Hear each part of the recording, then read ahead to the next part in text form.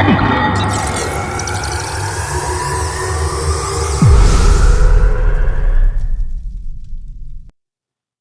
guys, Hal here coming at you with another movie review.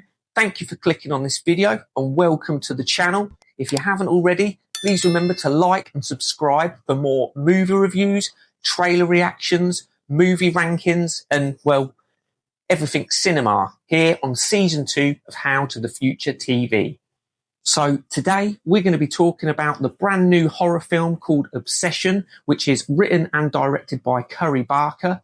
Now, once I've watched the film, I don't usually immediately want to watch it again, but that was the case with Obsession. I couldn't stop thinking about it, so much so that I watched it twice. So I think that tells you everything that you need to know really about where this review is going to go. So let's talk about Obsession. But don't worry, the first half of this review is going to be completely spoiler free. I'll let you know a little later on when we get into that spoiler territory.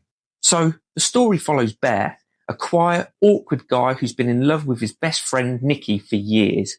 He's always believed they were meant to be together, but life hasn't exactly worked out that way. Then one day he discovers something called the One Wish Willow, a mysterious object that grants one wish. Without thinking through his consequences, he wishes that Nikki would love him more than anyone else. Now that probably sounds like the beginning of a romantic movie, but trust me, it isn't. Very quickly things become incredibly uncomfortable, and honestly, that's all I'm going to tell you. The less you know before watching this film, the better. I think what surprised me most about this film is the way it made you feel. It made you feel very uneasy. It's not necessarily scary in the way of ghosts or monsters, but more so it's a film about loneliness and obsession and trying to force someone to love you without really thinking about the consequences. And I think that's what made me feel emotionally disturbed when I watched this film. I thought Michael Johnson played Bear brilliantly. He's that classic vulnerable, lonely, awkward guy. You can completely understand why he makes that wish, even though you know deep down it's a totally terrible idea. Michael Johnson does make Bear feel like a real person. He's flawed, he's vulnerable, and even when he's making terrible decisions, you can understand his motivation behind them. And then you've got Nikki, who's played by Indy Navarrete, and I've got to be honest, she completely blew me away. Her performance changes so naturally throughout the film that you really don't even notice it happening. She goes from warm to unsettling to genuinely terrifying without ever really going over the top, which takes a seriously talented actor. I've also got to give Curry Barker a huge amount of credit. I mean, I've been following his work on YouTube with his shorts and the film of The Chair and Milk and Cereal, and I can honestly say that this is another level. The lighting, the sound design, the cinematography in general is just absolutely amazing. I mean, even during the scenes where nothing really scary is happening, you still feel very, very uneasy, which is, well, it's brilliant filmmaking. I mean, just look at this. The lighting, the framing, the atmosphere. It all creates this constant feeling that something isn't quite right. I will admit, watching this late at night by myself probably wasn't the smartest decision. I was hearing noises out in the garden. I certainly thought to myself, that can wait until tomorrow.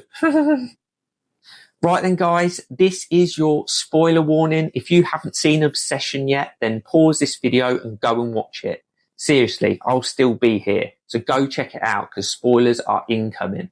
So the thing that fascinated me most wasn't Nikki, it was Bear. Because Bear was definitely not the hero of this story. I think Bear is incredibly selfish. Not because he's evil, but because he's completely consumed by what he wants. He spent years convincing himself that if Nikki loved him, everything would be perfect. But he never really stops to ask, what does Nikki want? And I think that's the whole point of this film. The moment Bear realises something isn't right, he doesn't deal with it. He buries his head in the sand and feels that things may just get better. He starts to convince himself that maybe this is just what love feels like, even though deep down he knows this isn't really Nikki anymore. And honestly, that's what stayed with me after the credits rolled. It's not the horrific nature of watching Nicky change. It's Bear's refusal to accept any responsibility for what he's done. Because him admitting the truth would be him admitting that he caused all of this. And that's why I think the title Obsession is a perfect title for this film. This was never going to be a story about love. This was a story about control, possession, and the damage obsession can cause when we mistake it for love. I absolutely love that. So my favourite scene of the film is one where Bear wakes up in the night and Nicky is not next to him. He scans around the room, and it's dark, but you can see some of the light kind of coming through the window. You know something's lurking in the depths or in the corners, and all you can hear is Nicky crying, saying, "You don't love me." And then she says this thing, and it's again the sound design that I absolutely love behind it. It's her voice. She goes, "I feel the feeling is a mutual." And it's like it really drainy and dreary, and it is so creepy. And you can see just enough of her in the corner that makes her look so distorted and strange. And then the next thing you know, she comes out with like this plant pot in front of her face, and you're like, what is going on? She moves very strangely, and all I know is that there's no chance that I could be staying in that room with her because, well, yeah, there's just no chance whatsoever. And then there's a part then when she's in bed next to him, which is in the same scene, believe it or not. Loads happens in this scene, and she's laying next to him, and you can see him feeling uncomfortable, and he's ready to get out of bed. And then out of nowhere, she just goes, "Stay!" It's amazing. I really thought the ending worked for me as well. It wasn't rushed. It didn't feel like the story tried to set up any sequels or any other universe. It really just nailed what the story was trying to tell you. It really made you feel, well, yeah, Bear was definitely the bad guy in this situation because he had the option to try and make things right and would kind of just avoid doing so. And I think that was the reason why I wanted to watch this film so quickly after my first time watching it, is because I wanted to see all the little clues that I'd missed the first time. And I think that's what's so good about this, is that there's a lot of subtleties from the characters, like the four main characters that are all speaking with one another. I feel like there's more hidden meaning behind some of their dialogue. And I think that's why so many people are having conversations about this film and why I felt it's so necessary to discuss it with you guys today. So, is Obsession worth your time?